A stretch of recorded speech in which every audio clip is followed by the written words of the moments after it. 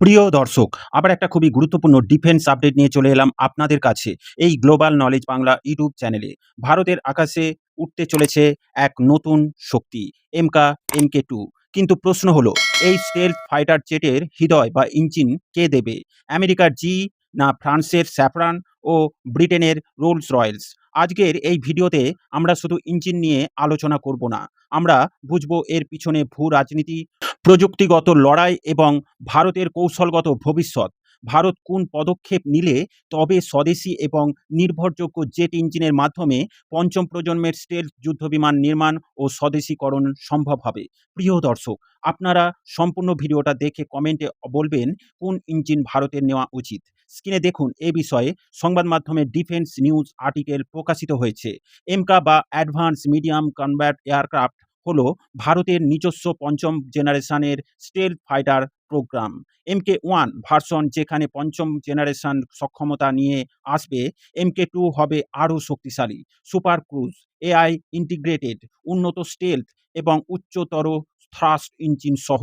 এখানেই আসে মূল প্রশ্ন, ১১০ থেকে ১৩০ কিলো নিউটন থ্রাস্টের এই আধুনিক ইঞ্জিন কে দেবে? ডিফেন্সের ক্ষেত্রে সবচেয়ে জটিল এবং ক্রুশিয়াল টেকনোলজির মধ্যে পড়ে ফাইটার জেটের ইঞ্জিন। পৃথিবীর মধ্যে খুবই কম সংখ্যক দেশ এই ইঞ্জিন তৈরি করার সক্ষমতা অর্জন করেছে। আমেরিকার জেনারেল ইলেকট্রনিক্স অ্যারোস্পেস এখন একটি বড় চমক দিয়েছে।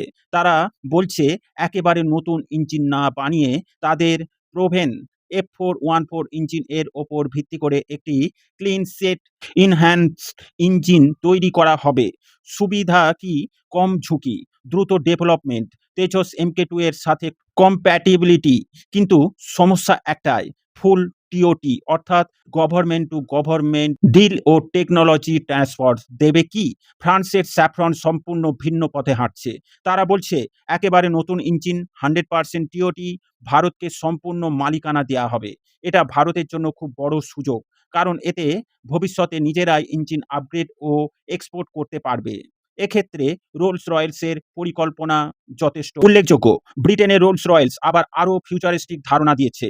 ১২০ নিউটন থ্রাস্টযুক্ত class engine, variable cycle engine প্রযুক্তি।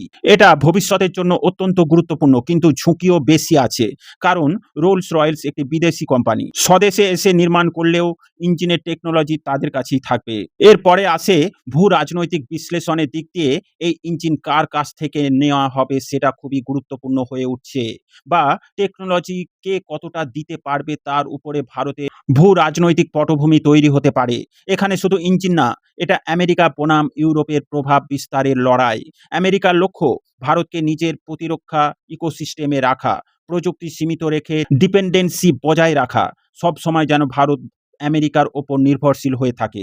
ফ্রান্সের কৌশল, ট্রাস্টেড পার্টনার ইমেজ, যেমন রাফেলের মতো ডিপ কপারেশন।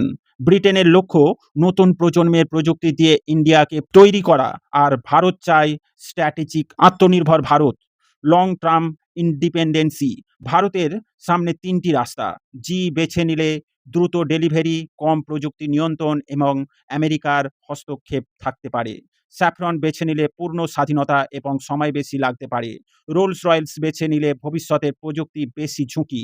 এই সিদ্ধান্ত নির্ধারণ করবে ভারত ভবিষ্যতে ডিফেন্স সুপার পাওয়ার হবে নাকি শুধু বায়ার থাকবে। এমকে 2 শুধু একটি ফাইটার জেট নয়, এটা ভারতের প্রযুক্তিগত স্বাধীনতার প্রতীক। এই ইঞ্জিন ডিল ঠিক করবে ভারত কি নিজের যুদ্ধবিমান সম্পূর্ণ নিজে বানাতে পারবে, নাকি বিদেশে ওপর নির্ভরশীল থাকবে। আপনার মতে জি, স্যাফরন এবং রোলস রয়েলস কার ইঞ্জিন ভারতের জন্য সেরা? প্রিয় দর্শক, এ বিষয়ে আপনার মত কমেন্টে জানাতে ভুলবেন না। ভিডিও ভালো লাগলে লাইক ও শেয়ার করবেন। ডিফেন্স, ফরেন পলিসি ও জিও পলিটিক্স রিলেটেড খবর পেতে এই গ্লোবাল নলেজ বাংলা চ্যানেলটিকে সাবস্ক্রাইব করে আমাদের সাথে জুড়ে থাকুন। সকলকে জানাই আন্তরিক ধন্যবাদ।